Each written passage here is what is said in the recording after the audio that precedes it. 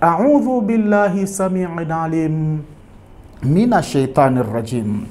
Bismillahir rahmanir rahim. Assalamu alaikum wa rahmatullahi wa barakatuh.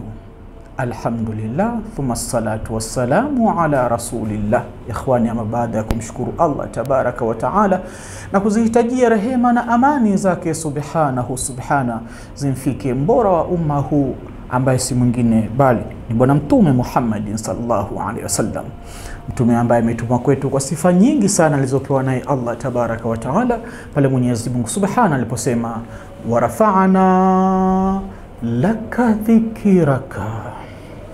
Ikhwani, leo nakuachia faida kwa mtoto anaye tusema mwenye makurunu, tuseme yani anayefuatwa na mashetani, mashetani, madegedege ya kichawi, madegedege ya kishetani, kana weweseka tu usiku unakuta mara kanalialia ovyo ovyo, yani vitu vya namna hiyo ambavyo ni matatizo. Huwezi kwenda hospitalini ukasema kwamba nataka mtibie mashetani anamsumbua mtoto wangu, au mauchawi anamsumbua, mazonge anayoyaona kanalialia ovyo ovyo. Hapana, fata utaratibu huu.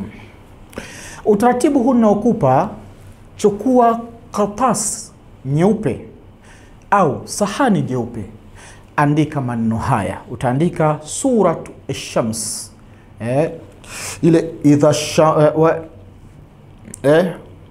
idha shamsu kuwirat, idha shamsu kuwirat, suratu takwir nadhani, nenda nayo iandike mpaka sehemu inakuja atalat, utilat, katika neno utilat.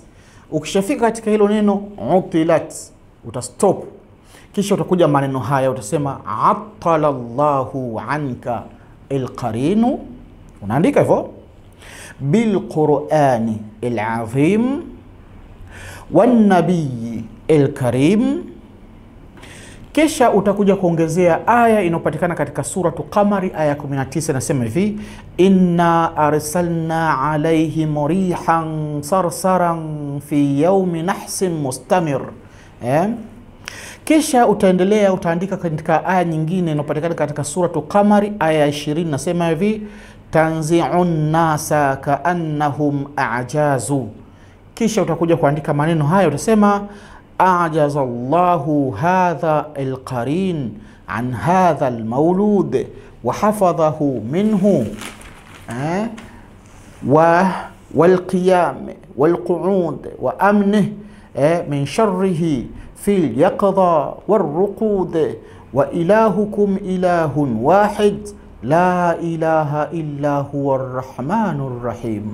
Utaandika hivyo, kisha utachukua ile karatasi au ile sahani, utalifuta kwa maji. Sasa yale maji uliofutia mpe awe na kunywa mtoto huyo, kisha kuwa unampakaza mwilini kama kumkogesha vile, kumfutia mwilini.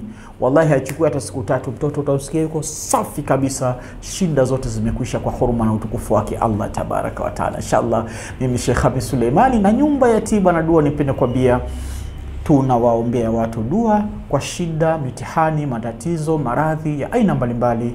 Ni ukaribishe ndani ya nyumba ya tiba na dua, tuinue mikono kumlilia Allah tabaraka wa taala. Ama pia tunatoa tiba za sunna kwa mujibu wa kitabu na sunna ya bwana mtume Muhammad sallallahu alayhi wasallam. Inshallah nikuagi kwa siku hii ya leo kusema dumu fi riayatillahi wa amni. Wassalamu alaykum wa rahmatullahi wa barakatuh.